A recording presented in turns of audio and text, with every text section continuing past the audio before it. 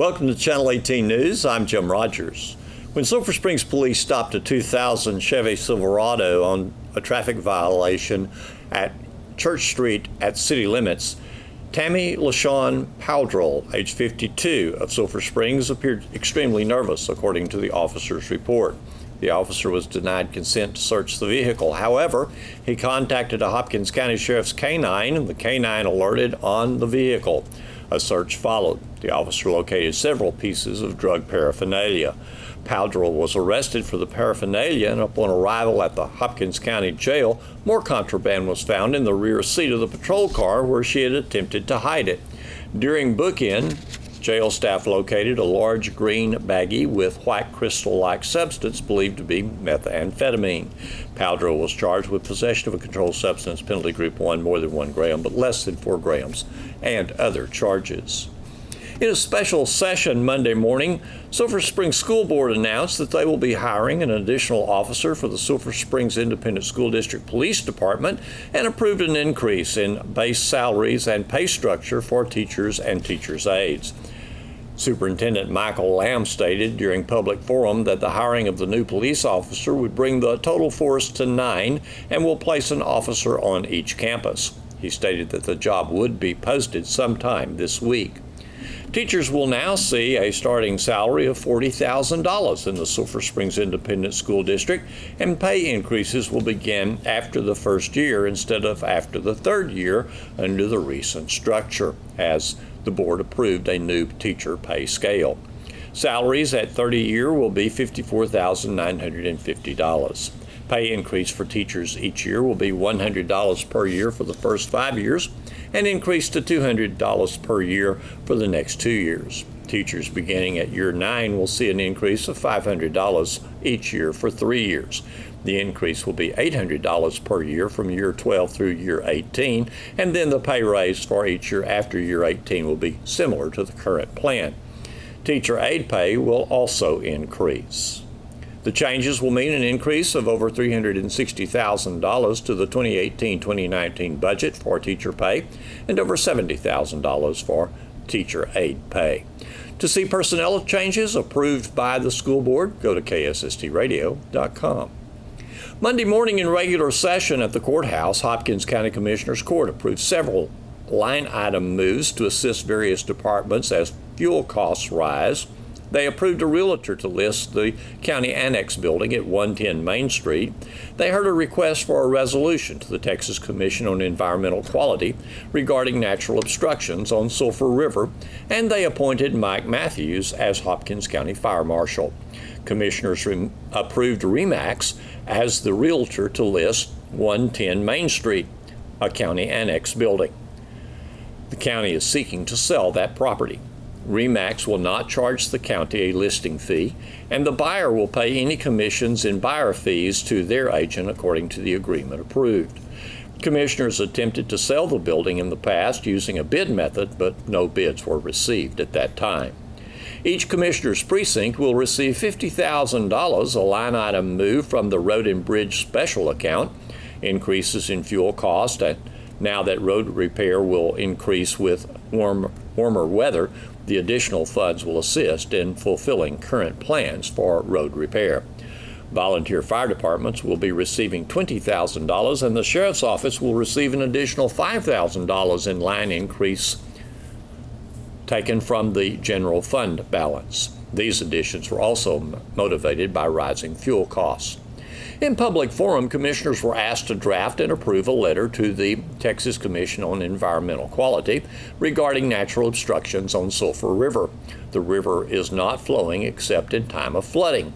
When not flowing, the river is stagnant and produces a health hazard, and when flooding, it affects farmland, FM 71, and the Commerce wastewater treatment plant, according to Marna Martinez, who addressed commissioners. Ms. Martinez stated that the City of Commerce is preparing a letter, and she is asking Hunt County to also prepare a letter. Commissioner Precinct 1 Mickey Barker noted that the river must be navigable to be cleared. Martinez said that she was addressing that fact and noted that a navigation of the river is possible at the Red River County, Franklin County line. Commissioners and County Judge Robert Newsom stated that the resolution would be presented to the court in their July 9th, 2018 meeting. This afternoon, Hopkins County Sheriff's deputies and Sulphur Springs police officers escorted the body of 19-year-old Maureen Jordan Smith through Hopkins County as he was taken to his hometown of Broken Bow, Oklahoma for burial. He died as the result of an accident at his military base this past week.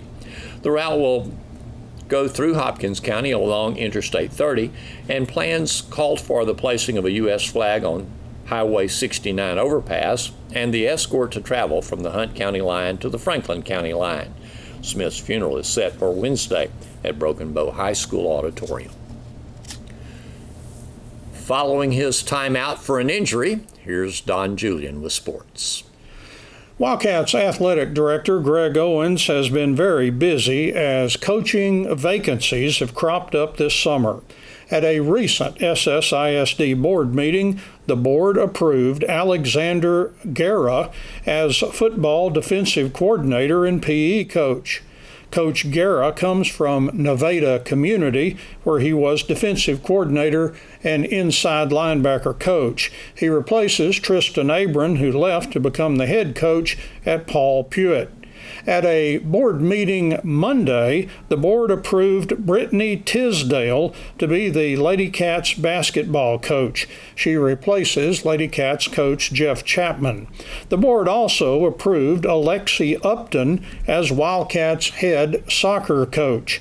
Upton played at Mesquite Poteet and comes to Sulphur Springs from Texas State, where he is an assistant coach. Upton will replace Nicky Wiggins, who submitted his resignation at a recent board meeting. Monday, the SSISD board also hired Javier Aguero as Wildcats assistant soccer coach. He will replace Fernando Arellano, whose resignation was also accepted Monday. And Monday, Adolphus Davis was also hired as a PE teacher and boys coach at middle school.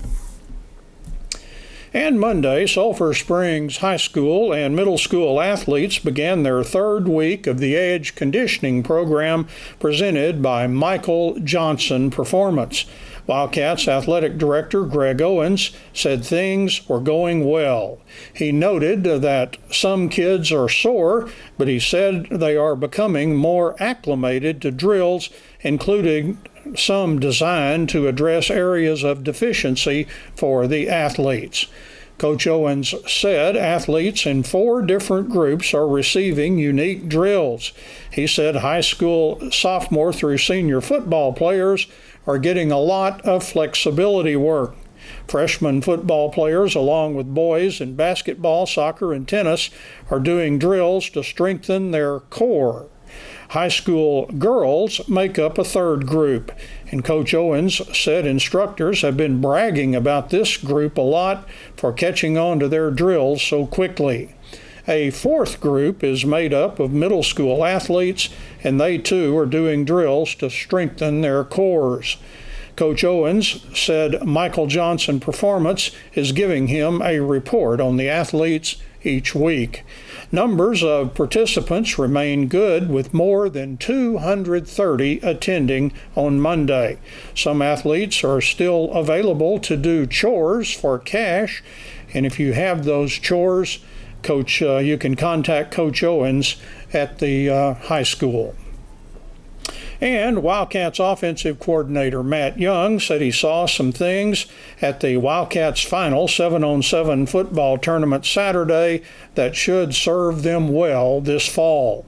The Wildcats played well for the most part Saturday at a state qualifier in Rowlett, winning 2 of 3 games in pool play, but they did not advance to the finals.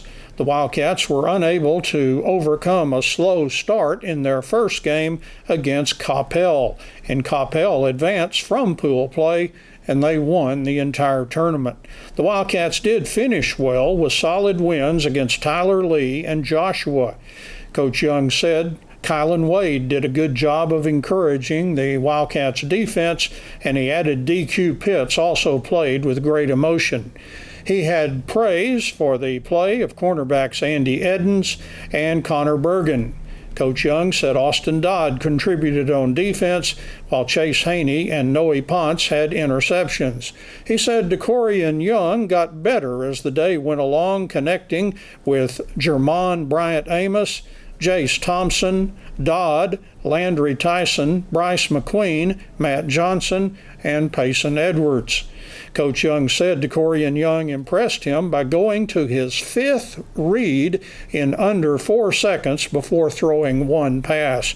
He said ending up the day with 2 big wins sent the Wildcats home on a good, solid note. Thanks for watching Channel 18 News. Have a great evening.